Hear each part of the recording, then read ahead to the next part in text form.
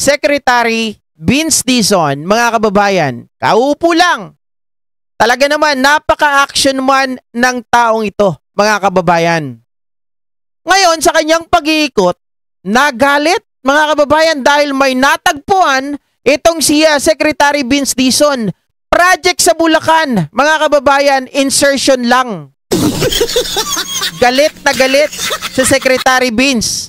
Ang tinatanong ngayon, mga kababayan, kaninong insertion ito? Kaninong mambabatas? Lower house or upper house?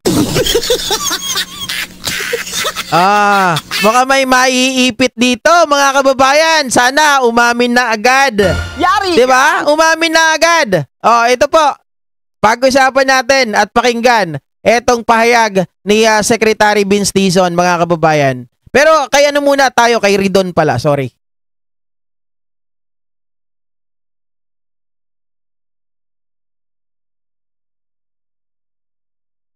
Ayan. Kong Terry Ridon ay andito. Kaharap natin. Live na live sa studio.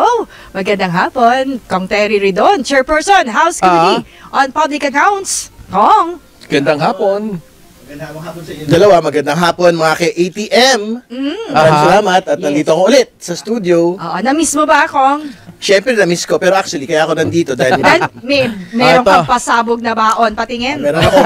Ano mo muna para ma-alert lahat. Ayan. Alin? Play. Yung flash report. Yeah. Flash report. Wait, ito. Wait. Ay, ganun ba? Ako na yung flash report ngayon. Ayan. Very important po, mga ka-ATM. Ibe-break ko yung kwento kasi ngayong araw na ito, nagpunta si Secretary Vince Dizon sa Plaridel, Bulacan para mag-inspect ng isang ghost project. No? Basahin ko lang kung ano yung project description niya. Construction of flood control structure along Angat River, Sipat Section, Plaridel, Bulacan. Ang contractor po yung Wawa Builders. Ito po yung nagpunta sa Senado noong nakaraan na ayaw po mag-yes or no dun sa tanong kung meron ba silang ghost project. So, ang sabi niya, I neither confirm nor deny. Mali. Sorry, mali. Let me correct myself. Ang sabi niya, I invoke my right against self-incrimination. So, yun po si Mr. Arevalo po yun nandun. Ito, yung nakita po ni Secretary Dizon kanina, ghost project ulit. 96 million pesos po. Supposedly completed 2024. Pero kanina sabi 96 million completed daw. Ghost project, mga kababayan. Ni Secretary Dizon, ito daw po ay halos wala, parang nagsisimula pa lang daw po sila. Pero hindi yun yung balita kasi nabalita na yung kanina. Kundi ang balita at binibreak ko sa ATM ngayon po nga hapong ito pong proyektong ito ay wala sa National Expenditure Program. Ay, wala sa NEP? Mga kababayan, wala daw sa NEP. Wala pa saan? Wala din po ito sa General Appropriations Bill ng 2024. Pero ito po ay nasa General Appropriations Act. So, ibig sabihin, ito po ay congressional insertion. Insertion!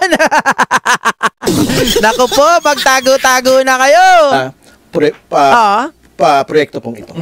So, very relevant ito kasi doon po sa hearing nung Tuesday sa House Infrastructure Committee, inamin po ni District Engineer Alcantara na yung pong mga NEP-originated projects, na yung sinisiyasat po sa Kongreso, yung Ghost Project doon, tsaka yung dalawang substandard projects, sinabi niya na siya kanya mismo galing, yung pong proposal, siya mismo po yung nag-implement.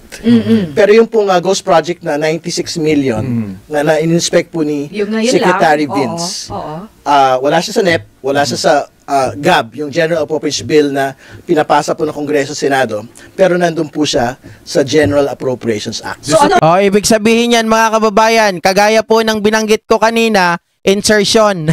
Di ba? Pag insertion, dalawa lang naman ang gumagawa niyan. Sa BICAM. Di ba?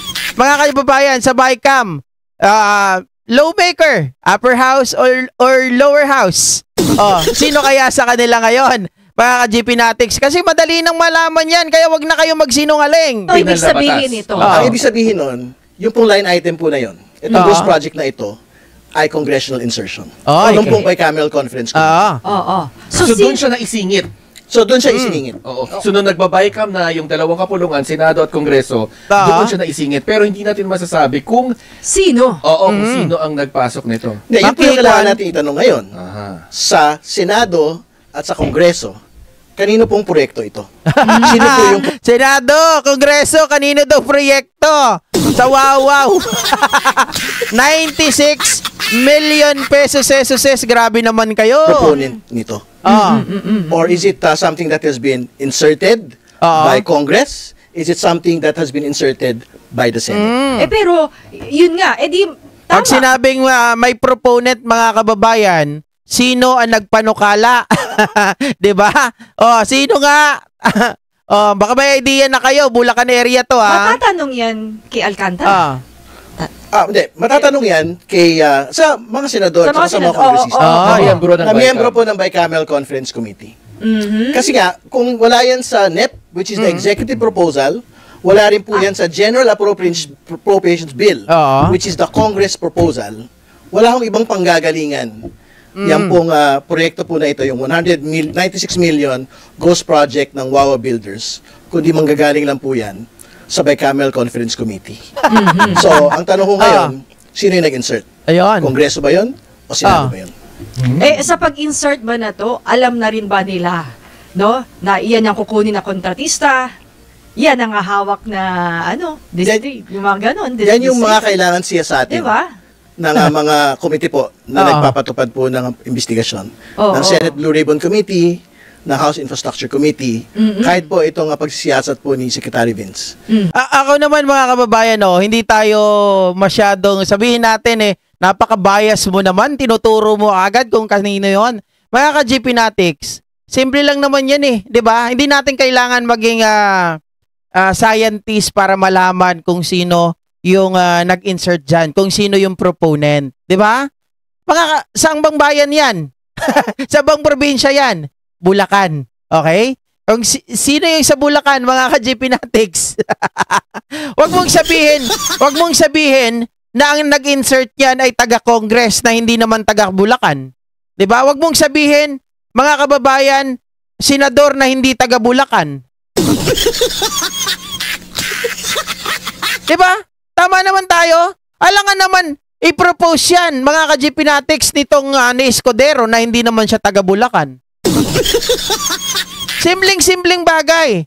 Ang magpo-propose niyan, ang proponent niyan, mga kababayan, ay malamang sa malamang yung nakatira dyan sa Bulacan. Tapos nandyan yung paborito nilang engineer. 'Di ba? Tapos yung engineer, mga kababayan, pirma lang ng pirma. Yari ka! Hoy! Sabihin niyang ganyan, engineer, magkano ba yung na yan, presyo dyan?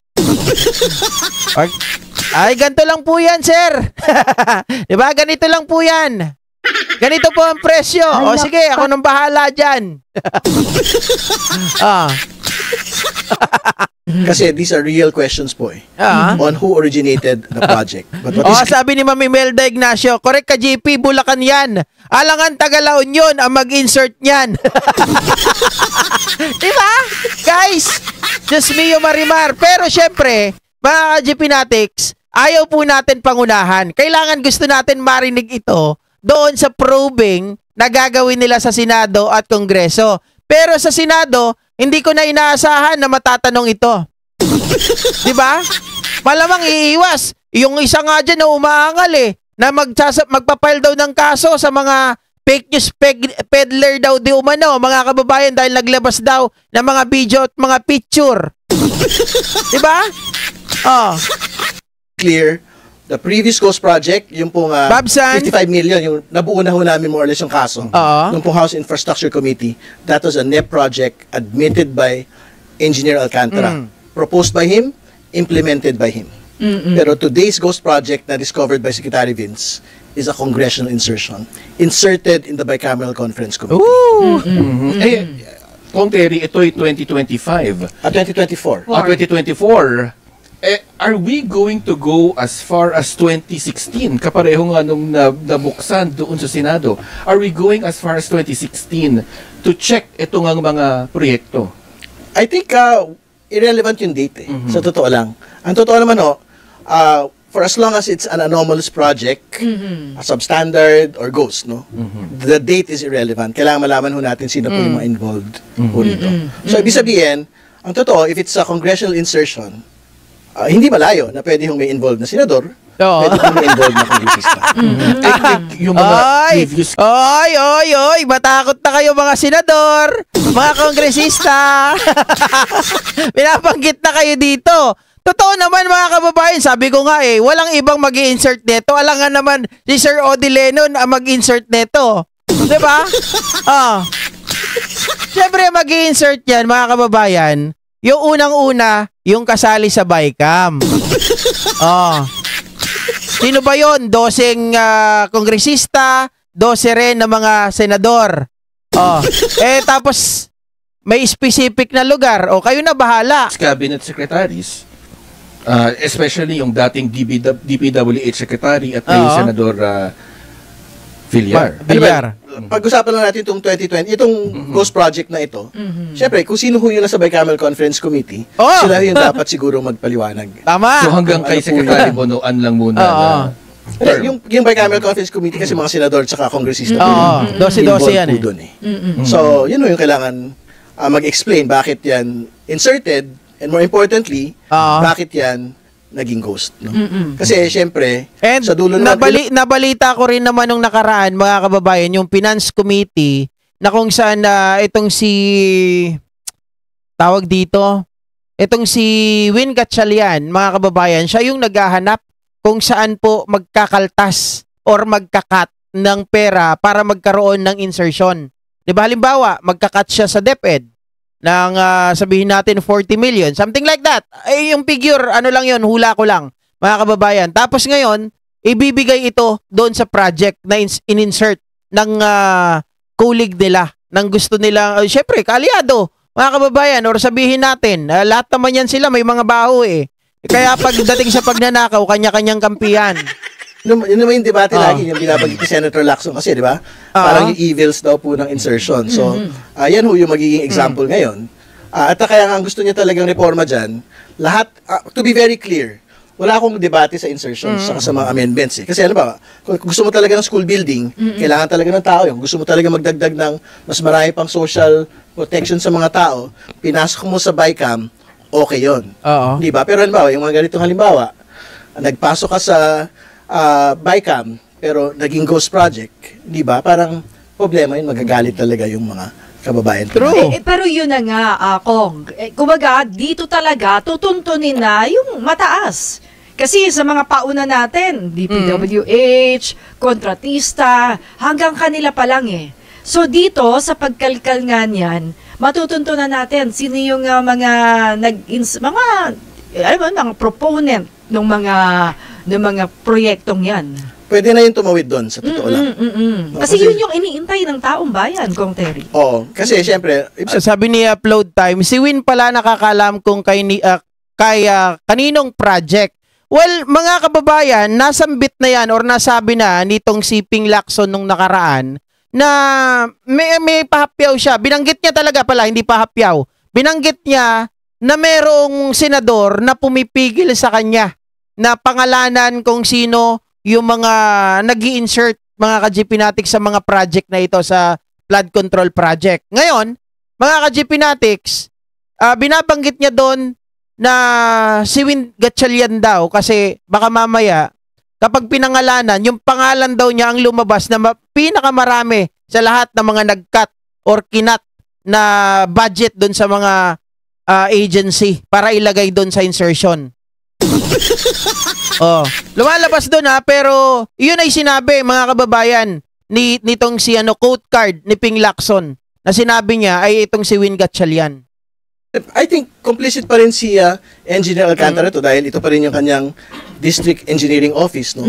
Pero syempre in the course of the investigation, sumalang siya ulit. Kailangan nang maitanong yun. Alam ba niya kung sino yung nag-insert? Yun na nga Nito pong line item na ito sa Bicameral Conference Committee. Local government kaya? kung Terry, kung ni-request ba nila. Kasi yun nakita natin na yung proseso, galing talaga sa LGU yung request. Ito kaya matutukoy natin kung sa kanila nang galing yung request? Medyo malayo na yun kasi yung LGU naman, sa totoo, hindi naman sila masyado involved dun sa paglalagay po ng mga line item, whether at the level of the Congress, whether at the level of the NEP, whether at the level of the Senate. Di ba talagang matataas na mga opisyal yung involved? I mean, there can be a request from the LGU, sure. Pero ang talaga hong magpe-place dito pong line item na ito, legislators Oo. Di ba? Sigurado tayo legislators yan. So pagpipilian mo na lang sino? Lower or upper, mga kababayan? Sila lang ang nagmamanipula niyan. Sila lang yung mga nag-i-insert niyan. So either senador o kongresista yung naglagay nito. Tingin ko, wala namang ibang miyembro ho ng BICAM. Kundi senador at saka kongresista. Tama. So, ibig sabihin, it provokes a real soul-searching today. Kasi, totoo na to sinabi na ho ni Secretary Dizon, this is a ghost project ng 2024, deemed completed. Pero, saan galing yung... Pag sinabing deemed completed, mga kababayan, di syempre, kompleto na rin yung bayad. Diba? Nasa bulsa na yung 96 million. Origination po nung line item na ito. It was not in the NEP. It was in the GAA. It was not in the General Appropriations Bill of the Congress. So, wala hong ibang pinanggalingan yon kundi yung Bicameral Conference Committee. Kasi, di ba, ang mga LGU nga minsan bulag pa no, sa mga proyekto. Kasi although ino-notify sila, pero kailan lang, di ba, sabi ni Quezon City Mayor Belmonte, Joey Belmonte, na parang sa dami ng project, dalawa lang ang alam nila or na-notify sa kanila. Di ba? So, maraming ganun, Kong Terry, na hindi rin alam ng mga LGU yung proyekto na nagugulat silang, meron pala kami niyan. O syempre, ibang bagay pa yun. No? Kasi ano na yan, coordination na yan with the local government unit.